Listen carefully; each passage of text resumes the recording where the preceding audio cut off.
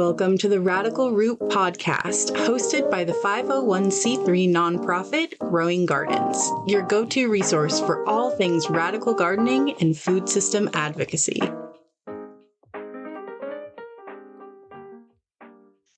Welcome to the Radical Root. My name is Bea. I'm the development manager here at Growing Gardens, and I'll be your host for today's episode. This month on the Radical Root, our topic is creative approaches to radical gardening. And the idea is that you don't even have to grow a garden to make an impact. We've lined up some amazing interviews with our team just to share some ideas. And highlight the many different approaches that you can take if you want to get involved in radical gardening, food system sovereignty, food system equity. There's so many different paths that can take you there. Today, I'm joined by Amarina of our Youth Grow program to talk about one of the foundational cornerstones of the work that we do here at Growing Gardens and of radical gardening in general, and that is knowledge sharing. So we're really excited to jump in and just share a little bit about our Youth Grow program. I'm so happy to have you here with us today, Amarina. Let's go ahead and hop right in. Why don't we get started with just telling us a bit about yourself, your name, your pronouns, and your role here at Growing Gardens. Hi, Bea. Thanks for having me. My name is Amarina Guerrero. I use she and they pronouns, and I'm the program director for our Youth Grow program at Growing Gardens. I'm so excited we're able to meet today because I know Amarina's job is a big old job. Being a program director for multiple school gardens is a feat, and we're going to dig in a little bit more to what that looks like overall and just all of the stuff that goes into it. It's a really big job, so it's really great to be able to connect with you today for this podcast. I'd like to start, though, with hearing just about your background. You know, everyone at Growing Gardens, I always like to say this in our episodes, that everyone who's here and a part of the team, we all come from such diverse places in life. You know, we all just have an amazing tapestry and wealth of information and knowledge and just colorful backgrounds. So I always love to hear that to get started. So can you just tell us a little bit about yourself, your personal and professional experiences, and what was the path that really led you to us at Growing Gardens? Sure.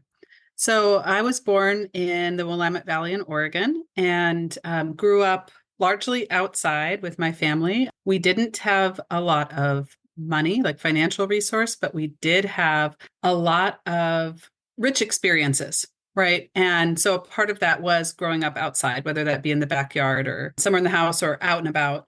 And so, you know, some of my kind of formative memories from when I was a child were using my hands outside, whether that be with a garden or working with bricks. Like I was just allowed that kind of space outside. So working with bricks to make a little patio when I was 8, you know, and or being outside in a big rain and being allowed to do that, allowed to explore that, encouraged to explore that. And that was all, I feel like that was stuff that definitely helped me just learn to connect with the outdoors, the world around me, and feel comfortable in those spaces.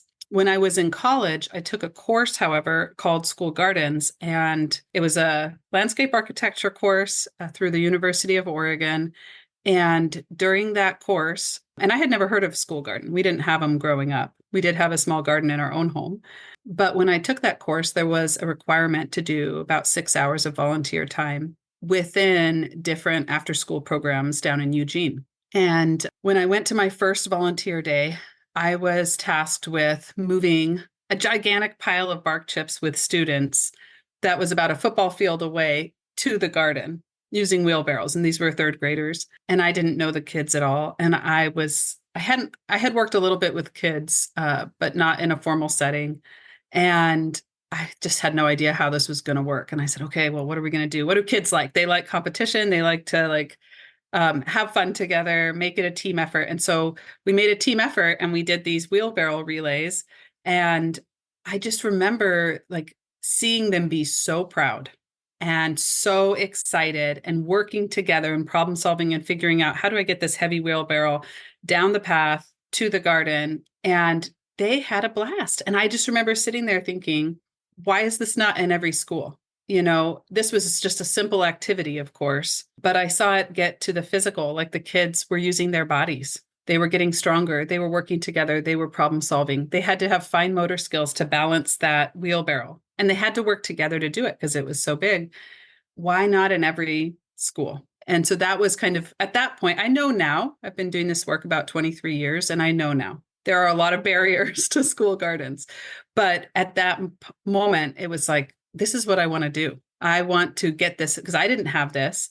And I'll add too, like those were just a few of the students in the club. Other students were sitting on stumps and like looking at little bugs or eating their snack. And it provided that opportunity. What I saw was not just the active kids. I also saw it provided opportunity for kids who were quieter, who wanted to do something on their own or in small groups. And it just seemed like such a rich environment. And so I've dedicated my career, and it's my career's taken different pathways, but I've dedicated my career to really coming back to that. How can we make these spaces available for kids so that they can learn in the ways that are authentic to themselves? That's amazing. Thank you so much. I love that there are sometimes just those moments where, one experience and it all clicks and you're like, wow, this is the direction I need to be going. That's so inspiring to hear. So you mentioned you've been doing this work for around 23 years, you said? Mm-hmm. And that has had a lot of different incarnations or has looked a lot of different ways, but you've been in school gardens for quite a while. So you've seen it all kind of at this point. Like you've definitely experienced a great deal when it comes to school gardens and and just outdoor school Mm-hmm. programs. So now that you're at Growing Gardens, how did you know that we needed to do something different or Mm. that, we can have a unique approach or a different entryway to this particular type of education? That's such a big question. I think what I really saw, I came to Growing Gardens a little over 6 years ago and knew that this is the work I wanted to do. We were relocating to Portland, and so was already in school garden based work in Eugene. And when I moved up here, so this is really the work I want to be doing. And what I saw was actually when I was in Eugene, the opportunity I had was kind of narrow. It was very focused on taking the kids outside for specific lessons, and we weren't really pushing into the cafeteria or doing a lot of food education work or able to dive into deep relationships. And while the program was amazing, but what I saw when I came up here was an opportunity. So Growing Gardens, the way that Youth Grow program wanted to operate, intended to operate was, and is now doing, was really making our work as culturally relevant to our students as possible through these highly cultural practices of being, how do we be outside? How do we relate to the outdoors, from our different cultural lenses? How do we relate to food? And we didn't shy away from really jumping into like, we're going to work with food with kids. We need to do it in a way that's responsive. And so that was an opportunity I saw. Another opportunity I really saw and I have seen through these 6 years is, and partially through COVID as well, and some of the isolation and now coming back together, is that as a society, and this very much impacts our youth and adults, that our connections to one another and to food and to the world around us, those connections are fragile at this point. And we have an opportunity through Youth Grow to do more. It's more than just like, let's get kids out in gardens or let's get kids learning with foods. We have an opportunity to really engage kids in food and gardening, to allow them to develop really strong interconnectedness and connections with one another, with their own identity, with food, and with the world around them through gardens. And so that's just such a powerful opportunity that really moves us and motivates us as a program to say, what can we do with this? Like, how can we offer that to more people in the world, to more students? So another opportunity that I've really seen throughout the 6 years I've been here that's developed, and in part because of the experience we had through COVID with social isolation, is that I've seen an opportunity around really addressing the reality, and this is a reality for kids, very much so, and also for adults, that our connections to one another, to our food, and to the world around us, they're really fragile right now. And we have an opportunity through our program to really help kids strengthen those connections to themselves, to other people, to the world around them and to food through the work we do. And so that's really the big opportunity that I see with our program. That's so beautiful that it goes beyond just like, hey, let's put a garden in the school and let the kids play with it. There's so many ways that gardening can be educational, healing, and really connect us to ourselves, to our culture. So there's so many more lessons that we can gain from that experience. So it sounds like that was something that was just so obvious through your experience of like, yeah, gardening's great. Get little hands out in the garden. That's wonderful. But, it could be so much more dynamic than this. And I'm really glad you're able to explore that here with us at Growing Gardens. What are some of the steps that you took? Because that sounds like a big, you're like, hey, this could be so much more dynamic. Look at all these ways we can really, really Mm. utilize this. Now what? So what were some of the steps that you took or we took as an organization with the Youth Grow program to approach the school garden space from a new perspective? Yeah. So, about when I came into Youth Grow about 6 years ago, the program was well established and had some school day programming, after school programming, and also some teacher trainings to support other educators within the community to be able to do school garden and engage kids with school garden work. And so, what's changed in that time and the way we've approached it really is that we realized we needed a richer curriculum. We needed more of a base to support our students consistently with learning standards, with making sure we were doing great hands on learning, and also a curriculum that was flexible enough to meet the students' needs. Because the schools that we work in are highly culturally diverse. So, from one community to a next might be working with a totally different group of kids. And so the curriculum needed to reflect our students, reflect their interests and needs. And without the curriculum being, flexible, we couldn't do that. And so we embarked about, I want to say 4 years ago on developing, 4 or 5 years ago, developing a 72 lesson curriculum for K through fifth grade that really hit those different points, the learning standards, the hands-on learning, also life skills I didn't mention earlier. So gardening skills, cooking skills, and then that was human centered and centered on the students we were working with. And so that was a lot of what we did and invested a lot of time in, was creating that. And then COVID came, right? And we had to totally shift, and we did a lot of online learning. And when we came back from COVID, what we saw was that our students had a really strong need for social, emotional, skill building support. And so we've been able to, one of the things that I think is unique to Youth Grow, and maybe not, maybe other organizations also do this, but I'm very proud of what we've done, is that we have prioritized asking that question of what do our students need? What does the community need? And tried to use the venue or avenue of the school garden and of the opportunities we have to work with students to address those needs. And so that's what we did after COVID. A lot of our educators really got trauma-informed care training and really looked at how can I use this space to support my students and meet them where they're at. And so some of the lessons shifted to where there was more integration and embedding of lessons around self-worth or around how we talk to one another or empathy with a worm, right? Or a bee. And like how do I learn to provide space to others? And so using bees as an example of that, how do I create a safe space? How do I sense what I need in my body? And so we're using the gardens not just to hit those learning standards, but also to do all of that. And we're trying to help others to do that as well. So we do that through working with 10 different elementary schools and also early childhood ed and high school teenage level programming. But we're also looking at how can we support others, because we only have so much capacity to go in depth at school sites and partner sites. We want other students to be able to also have similar experiences in outdoor learning spaces and learning with food. So that's a whole nother side of what we're doing as well, is supporting other school garden advocates to do this work.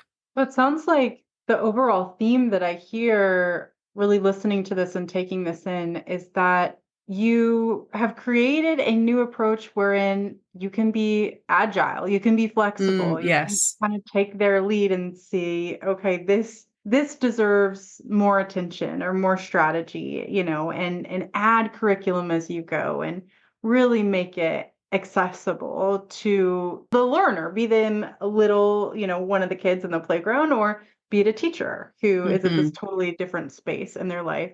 So with that in mind, like this agility or this like ability to shift when things come up. COVID was a really great example of this. What are some other kind of unexpected challenges that have come up for you guys in the Youth Grow program, maybe that you've faced in the past and have overcome, or challenges that you currently face that are just inherent to the role?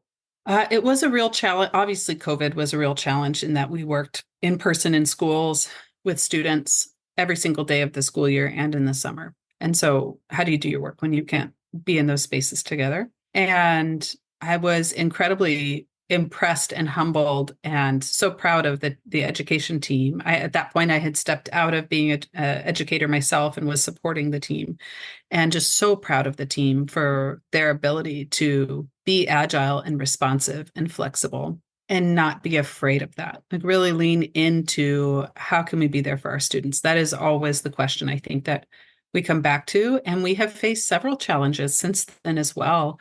One of them being coming back into the schools and seeing the hurt and seeing the need for skill building, as I mentioned before.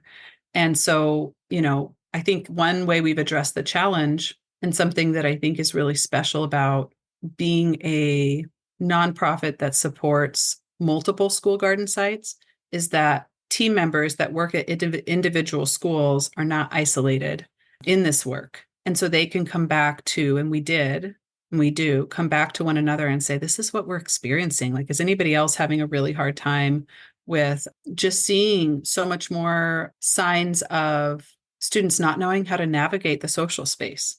And what did you do? And so we have that team, and that makes all the difference. Having others to talk with and learn with about the challenges we face allows us to be responsive. So many folks in the school garden world and field are working a little bit more in isolation. While they might be at a school, they're the only person maybe doing school garden based work. So they, may not be able to talk about how it specifically impacts. Like everybody at the school might be experiencing a similar challenge. And so they can definitely talk with their colleagues, but how does that work in the school garden setting? How do we address that? And what are our opportunities, again, to utilize this space to really have a positive impact and address this need? And so that was a huge challenge, was the social emotional. I'll come back to that, supporting the social emotional space for students. So I think we did a good job of changing how we use the garden space to do that. And there's been other challenges as well along the way, but I think the biggest practice we've utilized is coming back to one another and our connection as a team with our teammates. I love that. And that it was really just in communicating more, listening more. I'm hearing a theme here that just like being available to listen, be that Mm. to the students, to each other, and really come back together collectively in community, that connection again to ourselves, to each other. And can I So add to there, just I would love to add like to the students, to each other, and really thinking about who is the community, right? And so we also make an effort to listen to teachers. But one of the community groups that our organization had had a really hard time connecting with was families and parents. And there's always been a light connection because we show up to, even though we're not a part of the school staff, we would show up to family nights and host work parties in the garden at times. But we would find that that was kind of a light connection. And so we really wanted to hear from families because those are the kids we're working with are their kids, right? And so we want to make sure that what we're doing meets the expectations and best wishes of family members and caregivers for what their students are experiencing in schools. And so about 2 years back, another thing we did was reach out really, really intentionally and worked hard to center voices within the community that are the voices that are least heard. So in school communities, there's so many folks that really are not heard through PTA or maybe have a hard time getting to the schools because of their modes of transportation, or someone in the family is alter abled and doesn't have the ability to navigate that school space or get there easily, or they're working, right? Families are working, so it's hard. It's really, really hard for a lot of families to be able to show up in those spaces and then to feel heard or appreciated when families do take that effort to do so. And so we reached out to families and did a family survey in several languages, and also did roundtables with families to really listening sessions. So what the reason I thought of that is because B, you mentioned that theme of listening. And so that's something we tried to do 2 years back and are planning to do again. Have more, because we only were able to reach 4 schools through that process.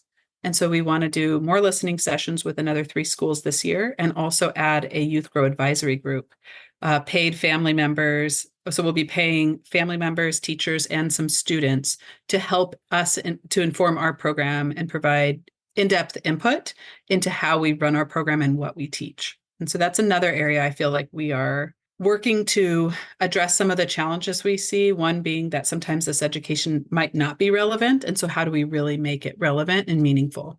Thank you so much for calling that into the discussion. This is actually a blog that we have in the Radical Root too, is, you can't just hop in thinking that, oh, I have this great idea for a project, we're going to do this and it's going to solve all these problems. Like, you really have to take the time to ask the community directly what their needs are and understand where they're coming from and hear how they want to communicate and, learn their language, like literally and figuratively, and figure out how to get that across in the best possible way. Yeah. And be willing to make the adjustments, like be willing to listen and act on what people are sharing, because they're taking that time and effort and providing that trust in you that you will make a change if need be to what you're doing.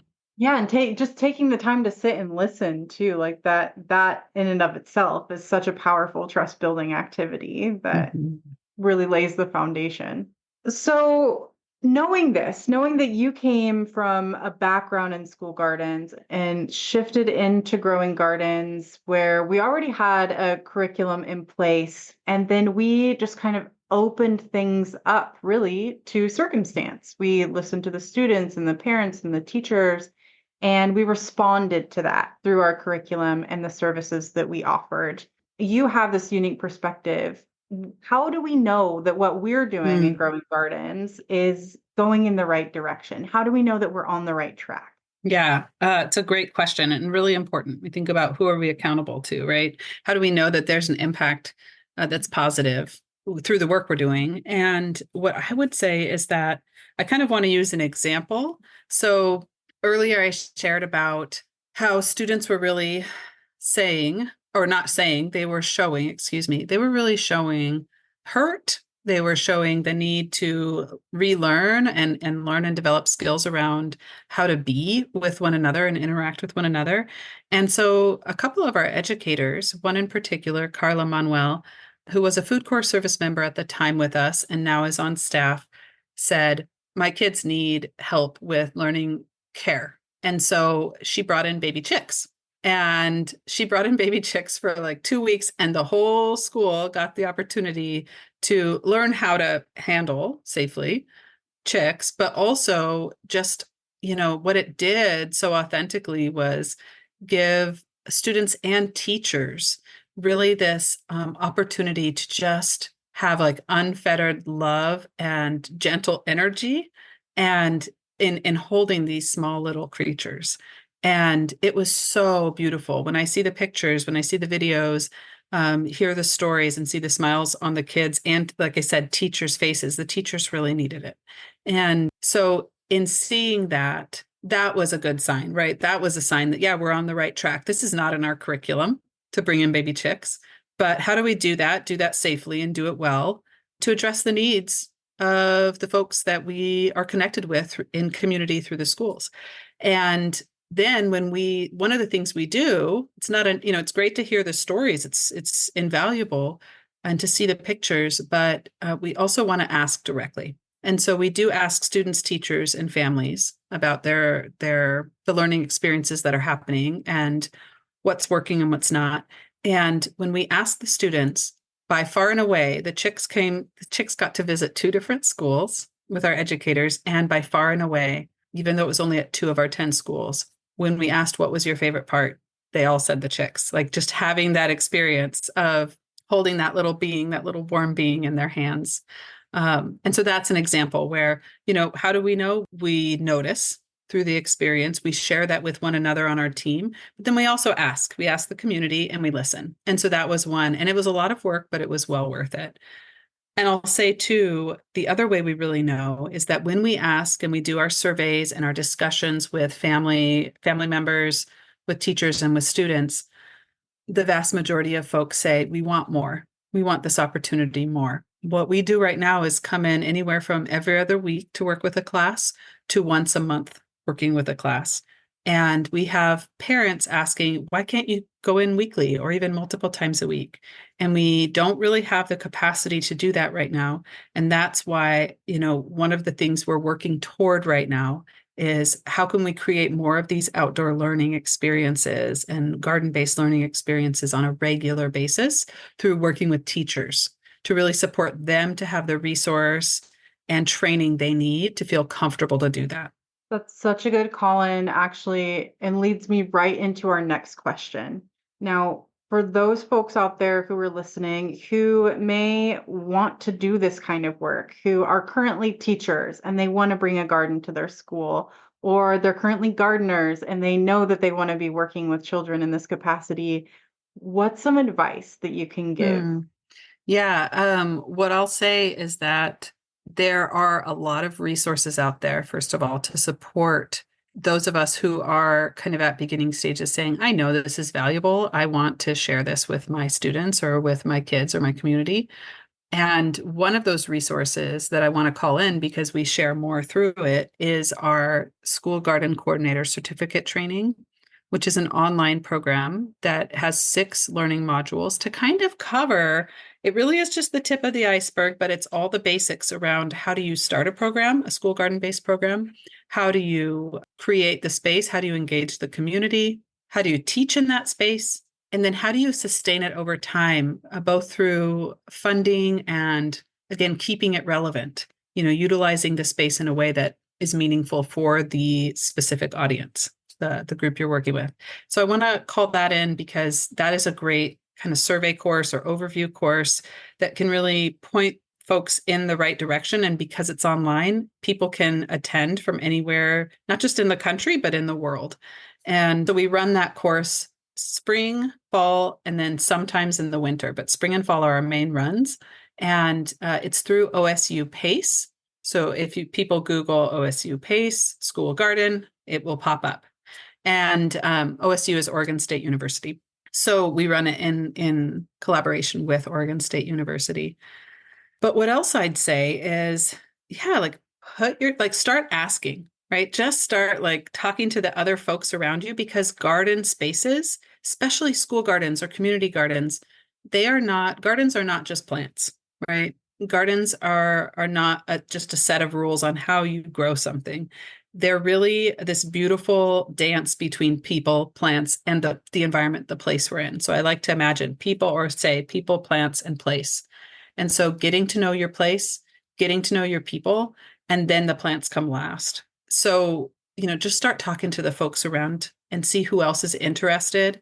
And then looking for those resources like our school garden coordinator certificate training or other organizations such as Kids Gardening. And their site is just kidsgardening.org. They have amazing resources. And there's a whole other suite of resources that we could maybe share in the podcast notes.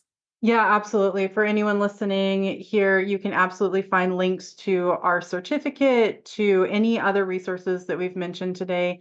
This is also where I like to add that you can reach out to us directly. You can go to our website, growing-gardens.org, hit the Contact Us tab, and just tell us what you have going on. It will usually go to me, and then I will direct it to anyone on the team who is available and has the bandwidth to work with you or provide resources of where you can go in your own neighborhood.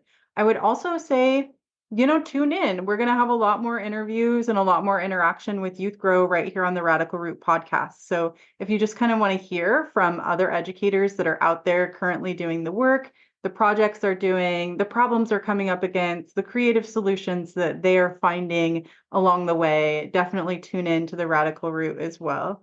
Thank you so much. There's just a few more questions, two more questions that I always love to ask as we wrap up the podcast here. And the first one is, Amarina, can you please share your most useful or fun gardening factoid? A factoid. Well, this is just a fact. It's not specific. I'm not going to tell you like this plant family or that. What I'm going to say is my fact is that just through spending time in the garden, you can learn from your plants. You can learn, or the plants, I should say. You can learn from the world around you. And I find some of those like most meaningful things knowledge that I hold from my garden space is from being out there and just having that energy to be receptive. And kind of, for example, I might see how a plant unfurls over time, or I might learn what pollinators love a certain plant and their flowers. But I'm not going to be learning that through a book, right? I'm going to be learning that from really being in that space, watching. And there's just so many secrets. And there's that wisdom out there. There's the cultural wisdom about plants, about just the natural world and how we relate to it. There's scientific wisdom and knowledge as well. And those are so valuable. But in conjunction with those, I just really urge all the listeners, and I know most of you probably already do this or know, but to take that space, that quiet space, to just be in community with the plants and animals in your outdoor spaces that you are a part of, and that you'll learn a lot from that. So important. Just plant sitting. I love that. I live out in the Olympic Peninsula out here, and I've learned so much from the forest. Just being alone in the trees. Like there's nothing like it. There's no teacher like it. Thank you so much for calling that in. Is there anything else before we hop off that you would like to add? Yeah, I'd just like to share that as you were sharing about different resources that we'll have available and that we have to offer. One thing I had forgotten to mention is that Growing Gardens is the Portland metro area's regional hub lead for education, for farm to school education. There's a statewide network called Oregon Farm to School and School Garden Network, and that network supports regional hub leads in different areas throughout the state of Oregon. And so a part of my role actually is to be a support person for the folks in the Portland area. So if you're listening, you're in the Portland area and you don't know where to start, I actually have some funding and time set aside in my role to support you. And so we can do 30 to 60-minute consults on the phone. We can come out and do a site visit. If you do have a garden site you want some advice with, a school garden site. And I can also connect you with other resources throughout the Portland area, including plant starts, seeds, educational materials, and so on. So do contact us. We're happy to hear from you. Thank you so much for mentioning that. And again, hop over, check out our show notes. All of these links will be in here. You can check out our certificate training, kids gardening, the School to Farm Network, any of the things that we've mentioned. You can even go to our website, check out Youth Grow, and see pictures of Chickie Week and those adorable little chickies with their adorable little teachers and students. Really, really fun content over there. If you don't follow us on social media, we're always posting cute school garden pictures on our Instagram and Facebook as well. Visit us at growing-gardens.org. Find us on social media at Growing Gardens PDX. And we really do hope to hear from you. Amarina, it was so nice connecting. Thank you so much for being here and chatting with me today. It was a pleasure to be here. Thanks for having me. Absolutely. All right. We'll see you in the next Radical Root podcast.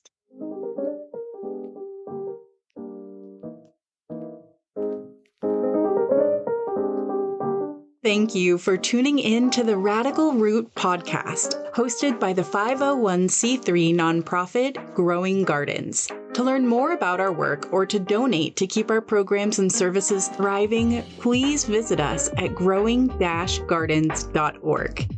While you're there, don't forget to download your free copy of the Radical Gardening Resource Guide, your step-by-step action path to a greener future for us all.